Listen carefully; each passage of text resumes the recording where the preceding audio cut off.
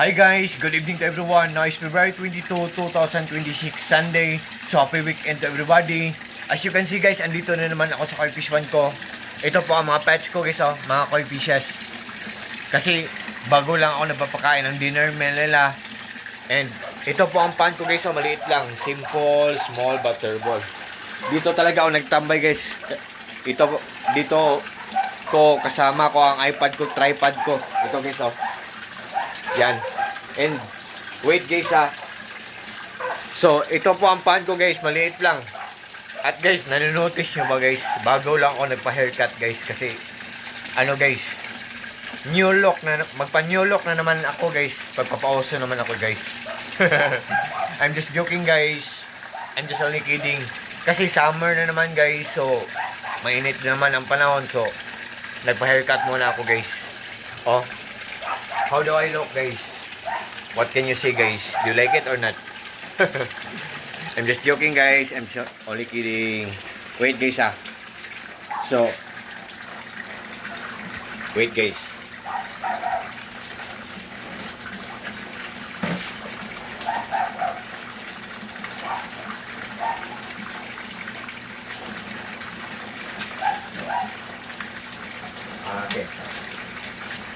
Okay.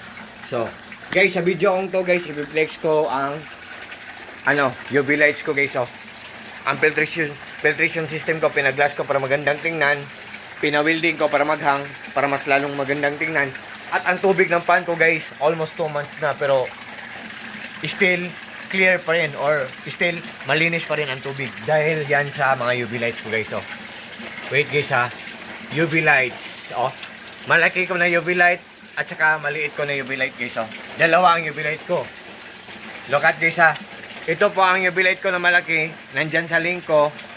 At yan po ang UV light ko na maliit, nandyan din sa link ko. Guys, so tall fish keepers guys, just trust me, just click my link and just try po.